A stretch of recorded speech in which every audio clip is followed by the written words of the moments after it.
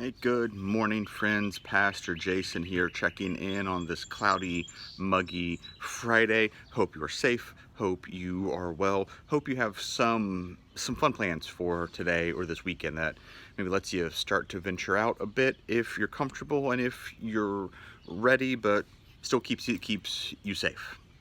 To continue this morning, kind of talking about confession, I'm going to spend just a little bit of time talking about just how important that it is, how that we listen during this time of confession. How important it is that if we're the one who is confessing, who is, you know, ready to confront some of our sins and let some of that stuff go, just how important it is that we are listening to the prompting of the Spirit, that we're listening to God in that silence and that solitude, in through prayer, if it's through fasting, however it is that we're seeking to connect, that we're letting God speak to us about the things that we need to confess. And so that listening there is so important. But listening is just as important if we are the one who is hearing the confessions of someone else. If we have that, that trusted friend, if we have that counselor, if we have that, just that special brother or sister, whoever it may be, that we're able to go to open up, to bare our soul, to share that stuff. If we're that person for someone else, the way we listen there is crucial, friends. We struggle a bit now as a people to just listen and not listening to react, not listening to respond, not using listening as just waiting for our turn to speak when the other person is done, but listening to hear, listening to learn, listening to gain knowledge from the other person. If we're going to be on the receiving end of someone who's confessing, we have to fight the urge to react or to respond to what it is that they are saying. The worst thing we can do at that point in time is to respond to that person who is bearing their soul and opening up and try to downplay their sins, or try to dismiss them, or try to tell them, hey, you know what, it's probably not all that bad. The amount of soul searching and soul work and prayer work that may have gone into getting them to that point of wanting to bare their soul and confess and let that go, and then to have that diminished because we think we're doing them a favor by making it sound like it's not that bad. Friends, we must be aware of that. In our role of receiving that confession, we just need to listen.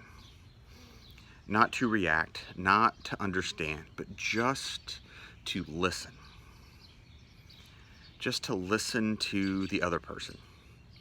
And then at the end of it, just to remind them that Christ has already forgiven them, that they are set right with God, no matter what it is that they are confessing.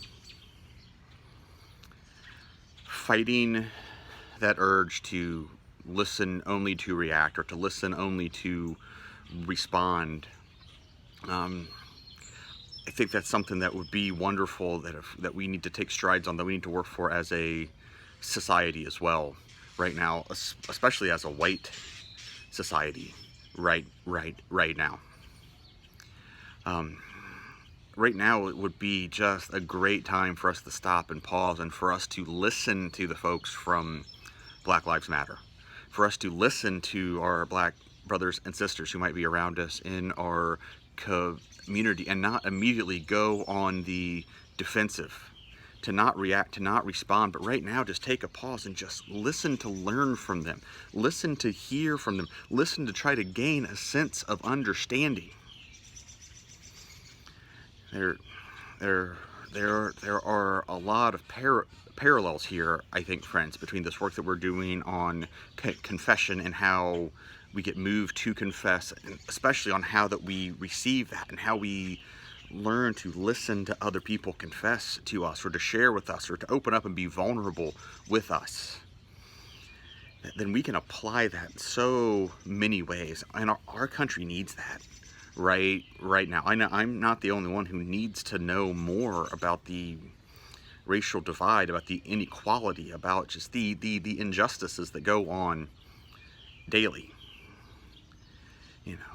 And right now is the time I'm trying to be more aware, to try to become more aware of just listening to learn, to listen without trying to judge, to listen without trying to form my counter argument in my head, to try to keep my emotions in check, and to try to not respond and just listen.